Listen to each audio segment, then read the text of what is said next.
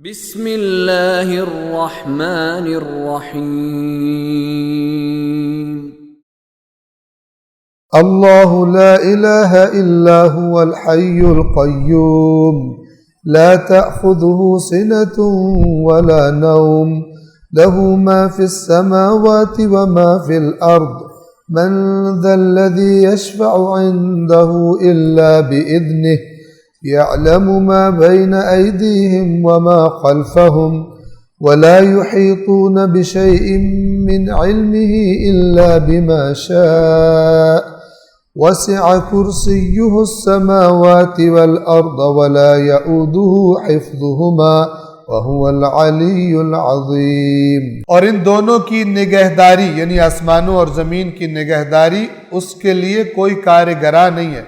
کارگراں انہوں نے ترجمہ کیا، مراد کارگراں وہ کام ہوتا ہے جب کرے تو انسان تھک جائے، اس پر کوئی گراں نہیں ہے کہ ان کی حفاظت سے وہ تھک جاتا ہے۔ وَهُوَ الْعَلِيُّ الْعَظِيمُ، اور وہ بلند ہے اور عظیم، صاحب عظمت ہے۔ بلند کون سا؟ توجہ فرمائیں، علی ایک ہوتا ہے عالی، ایک ہوتا ہے علی۔ عالی بلند کو کہتے ہیں، علی بھی بلند کو کہتے ہیں۔ عالی کا معنی ہے بلند ہے، لیکن ہو سکتا ہے آج بلند ہے کل نہ رہے، ابھی اس وقت بلند ہے۔ علی جو اللہ کی صفت ہے، علی کا معنی ہے ایسا بلند کہ جو کبھی پستی نہیں دیکھے گا، جو کبھی نیچے نہیں آ سکتا۔ توجہ فرما رہے ہیں؟ تو یہ اللہ تبارک و تعالیٰ کا نام ہے۔ اور یاد رکھیے،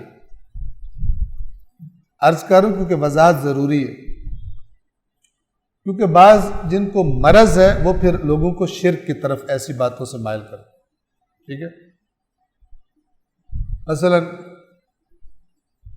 آ کر خطیب صاحب فرماتے ہیں لوگوں کو گمراہ کرنے کے لیے اور دین سے خارج کرنے کے لیے، مثلا مثال دے رہے ہیں، آسمان پر وہ علی نہیں سوتا، زمین پر یہ علی نہیں سوتا، ٹھیک ہے؟ اب یہ لوگوں کے ذہن میں کیا جا رہا ہے؟ برابر ہے، حالانکہ حضرت علی سوتے ہیں، حضرت علی کو نیند آتی ہے، حضرت علی سوتے ہیں۔ جس کو نیند نہیں آتی وہ اللہ اپنا تعارف کروا رہا ہے، مریض ہے کہ جو کسی مخلوق سے کہے وہ نہیں سوتے، مگر یہ کہ کسی کو اللہ نے بنایا اس طرح۔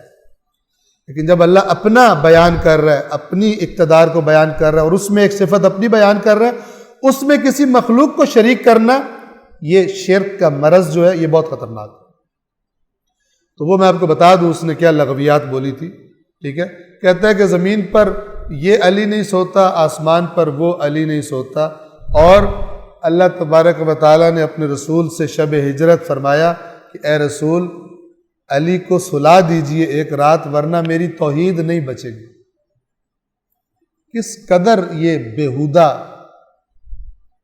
اور پست، جاہل اور احمق افراد ہے کہ جو اس قسم کی بیہودہ لغویات بولتے ہیں، اور کس قدر ناسمجھی ہے ایسے افراد کو ایسی لغویات سن کر داد دینا اور پھر ان کو پیمنٹس کرنا اور ان کو پیسے دینا۔ یہ قرآن کہتا ہے انہوں نے ہدایت دے کر گمراہی خرید لی، یہ وہ ہے۔ جب آپ ہر نماز میں تقریباً پڑھ رہے ہیں لم یکن لہ کفوا احد، اس کے برابر کوئی بھی نہیں، اس میں کیا مبہم بات ہے؟ یہ اللہ اس میں بتانا یہ چاہتا ہے کہ جو بھی جس کا مقام ہے کسی کو خدا کے برابر مت لانا کرے۔ کوئی بھی ایسا نہیں ہے کہ جو اس کی ہمسری کر سکے، اس کی برابری کر سکے کسی بھی چیز میں۔ اللہ کے برابر کسی بھی صفت میں کوئی خدا کے برابر نہیں، وہ اکیلا ہے، احد۔ احد کا مطلب کیا ہے؟ یکتا، جس کے جیسا کوئی نہیں ہو، یونیک، کوئی اس جیسا نہیں ہو سکتا، کوئی اس کے برابر نہیں ہو سکتا۔ لہذا جو بھی اپنے جوش خطابت میں اور لوگوں کو فضائل کے نام پر اللہ کے ان پاک بندوں پر بہتان تراشی کرنے والے، ان سے اپنے آپ کو بچائیں آپ۔ اور یہی وجہ ہے کہ اگر کوئی صرف خدا کے فضائل بیان کرے، تعریف کرے، تو کہتے ہیں وہابی ہو گیا، شرم نہیں آتی ایسی باتیں کرتے ہوئے۔ ایسے القاب سے جو خدا کی زیادہ بات کرے وہ وہابی ہو گیا۔ شرم کرو، تم وہابی ہو گئے۔ کیوں تمہیں اللہ کا زیادہ ذکر پرابلم کر رہا ہے؟ حالانکہ والذین آمنوا اشد حبا للہ، وہ لوگ جو ایمان لائے ہیں اللہ سے سب سے زیادہ محبت کرتے ہیں، اللہ کا ذکر سب سے زیادہ ہونا چاہیے، رسول اللہ سے بھی زیادہ خدا کا ذکر ہونا چاہیے، اہل بیت سے زیادہ خدا کا ذکر ہونا چاہیے۔ تکلیف ہے، جس کو تکلیف ہوتی ہے اس کے اندر جراثیم ہے، مشرکانہ جراثیم ہے، اس کو بچے اس سے۔ اہل بیت کو سب سے زیادہ پسند تھا اپنے خالق کا ذکر، وہ تو ہر وقت ذکر خدا میں مشغول رہتے تھے، ہر وقت اپنے خدا کی صفات اور تعریفیں بیان کرتے تھے۔ فضائل اہل بیت بیان کرنا برحق ہے، برحق ہے، اللہ تعالیٰ نے ان کو فضائل عطا کیے باقی مخلوقات پر، اللہ کے برگزیدہ بندے ہیں، لیکن اللہ نیچے آ جائے، خدا کے ساتھ محبت کم ہو جائے قوم کے دلوں میں، ایسے دین بیان کیا جائے۔ سب سے پہلے دشمن قیامت کے دن اہل بیت ہوں گے، جن کے دلوں میں اہل بیت کی محبت خدا سے زیادہ ہے، سب سے پہلے قیامت کے دن اہل بیت ان کے دشمن ہوں گے، یاد رکھیے۔ جس کے دل میں رسول اللہ کی محبت خدا سے زیادہ ہے، سب سے پہلے اس کے مخالف قیامت کے دن رسول اللہ ہوں گے، اس لیے کہ جو کتاب اللہ نے اپنے رسول پر نازل کی ہے اور جو انہوں نے بتائی ہے، اس کے اندر کیا فرمایا گیا؟ والذین آمنوا اشد حبا للہ، وہ لوگ جو ایمان لائے ہیں ان کی سب سے زیادہ شدید محبت اللہ کے ساتھ ہوتی ہے، اس میں کوئی دوسری بات ہی نہیں ہے، کوئی اس کے معنی میں کوئی پرابلم ہی نہیں ہے۔ آج آپ چیک کر کے دیکھ لیں بعض جگہوں پر، کیا میں کیا عرض کروں کہ اللہ تعالیٰ کا آپ ایک پورا بات کریں، صرف خدا کا ذکر کریں، ایک نہ ایک ضرور کہہ دے گا یہ تو کوئی وابی آ گیا، اللہ کا ذکر سے مثلا وہ وابی ہو جاتا ہے۔ سبحان اللہ، صلوات پڑھیے محمد والے۔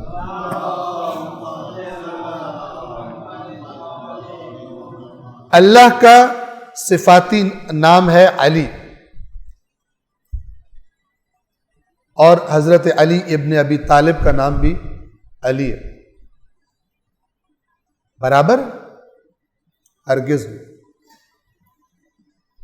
اللہ نے فرمایا اللہ کریم ہے، اپنے رسول کو بھی فرمایا رسول اللہ کریم ہے، لیکن رسول اللہ کا کرم اور اللہ کا کرم اصلاً موازنہ کرنا اور ملانے کی کوشش کرنا یہی غلط ہے۔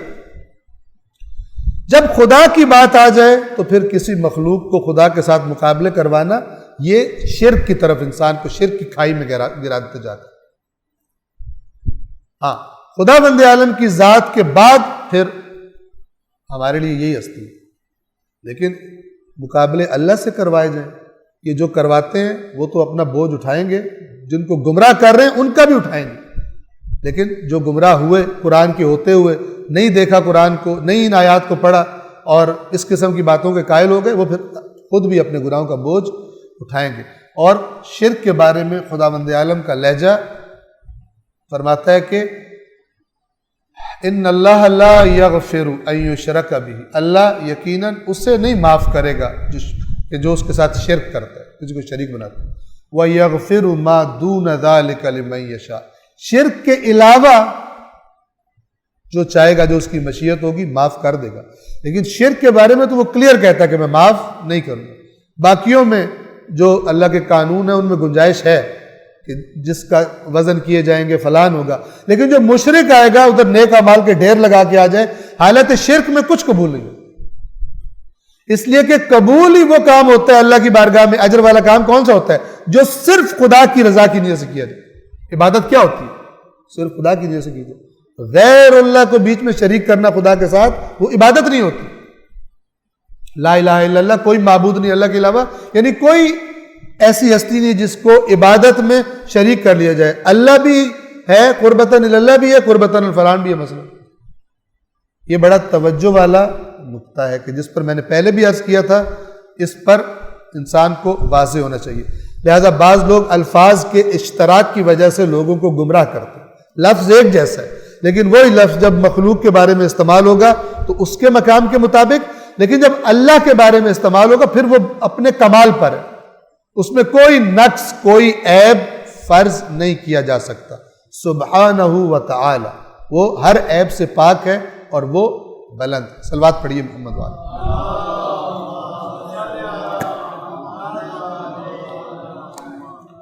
सदक़ल्लाहुल अलीयुल अज़ीम।